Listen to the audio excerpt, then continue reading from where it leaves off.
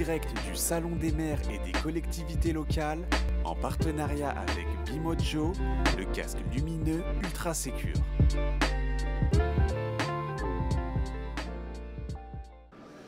Voilà, toujours dans le Salon des maires des collectivités locales, on est sur le salon de la Fédération française de cyclotourisme, la FF Vélo, et on est avec le monsieur sécurité, Denis Vitiel. Bonjour Denis. Bonjour Jérôme. Alors Denis, puisqu'on est sur le salon, on va parler sécurité. La sécurité dans les villes ou la sécurité interurbaine, on va dire, entre les villes. Comment ça se passe? Vous y êtes, je sais vous, très attentif à la FF Vélo, et toi en particulier. Oui, bien sûr que la sécurité dans le sens large du terme, c'est quelque chose qui nous préoccupe tous les jours. Vous êtes comme moi sur les réseaux sociaux, on voit tous les jours des annonces d'accidents, de décès, etc., etc. Donc on ne peut pas ne pas être au courant de ce qui se passe tous les jours. On a, je dirais, entre guillemets, la chance pour ceux qui font du vélo en ville de ne pas avoir trop d'accidents graves en ville. Par contre, on a quand même des accidents en ville et bien souvent, on se retrouve avec des traumas crâniens parce que les personnes pensent que leur tête est plus dure que le trottoir, parce que les personnes pensent que ils vont être cognés par une voiture, mais en ville, ça roule à 30 à l'heure, ça roule pas bien vite.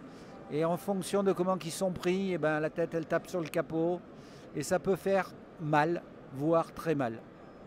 Alors, Denis, quels sont les axes, on va dire, d'amélioration? J'imagine que vous discutez à la Fédé, vous êtes toujours en train de bavarder avec les élus des collectivités, des mairies, etc. Quels sont les axes? Est-ce que c'est une histoire dans la sécurité d'équipement? Est-ce que c'est une histoire d'incivilité? Est-ce que c'est une histoire d'équipement route, etc., d'équipement feu, d'équipement piste cyclable? Quand je dis feu, c'est feu tricolore évidemment. Ou est-ce que c'est tout et que vous, justement, vous êtes un interlocuteur privilégié à la Fédé pour parler avec les collectivités de ces problèmes? Alors, c'est un tout. Effectivement, on ne peut pas dissocier la bande cyclable qui permet d'avoir de la sécurité, le comportement individuel et le partage de la route. Et comme je dis depuis au moins 2 ans, le partage de la route n'est pas un terme grossier. Ce n'est pas une insulte quand on parle de partager la route. C'est que tout le monde doit mettre, j'allais dire de l'eau dans son vin, c'est peut-être pas le bon terme, mais en tout cas que tout le monde accepte de la partager, cette route. Il y a eu, on parlait des réseaux sociaux, il y a eu un coureur italien qui a dit hier, je vais pas citer exactement ce qu'il a dit, mais ça veut dire, c'est pas parce que j'ai fait une erreur que j'ai le droit de mourir. Après, au niveau dialogue, alors nous, Fédé, on a plus tendance au niveau national à discuter avec l'État. Nous attendons un rendez-vous avec M. Barbe incessamment sous peu, parce que nous avons des propositions à faire en termes de protection des cyclistes. Alors que tout le monde se rassure, on ne va pas lui demander de rendre le casque obligatoire. Je pense que, comme on l'a fait à la Fédé,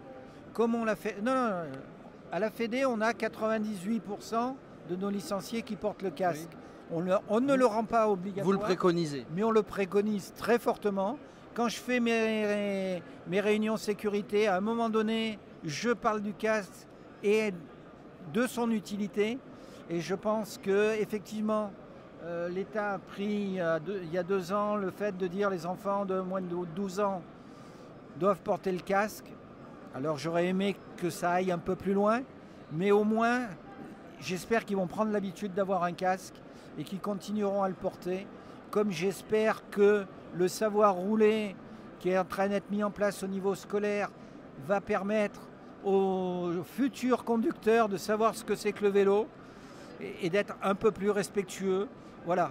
Et parmi nos propositions, on a effectivement le fait qu'il y ait un module à l'auto-école pour savoir ce que c'est spécial, pour savoir ce que c'est qu'un vélo.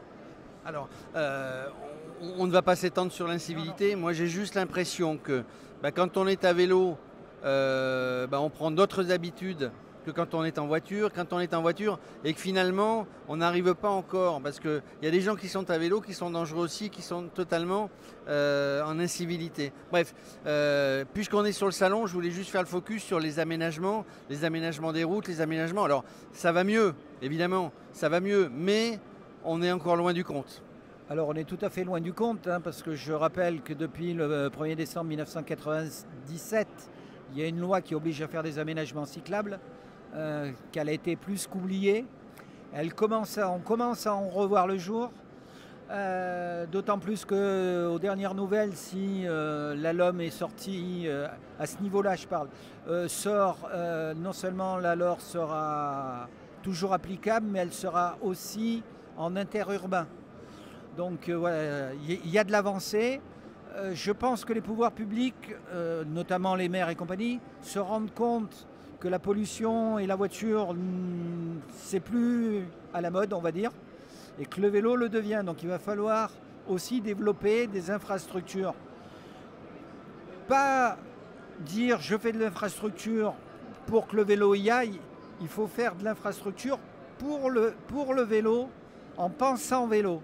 Et là aussi, on a un problème au jour d'aujourd'hui. C'est pour ça que nous, dans chaque département, nous avons un monsieur sécurité qui, même s'il ne peut pas répondre à toutes les questions, sait qu'il peut compter sur la Commission nationale pour répondre à tout ce genre de questions.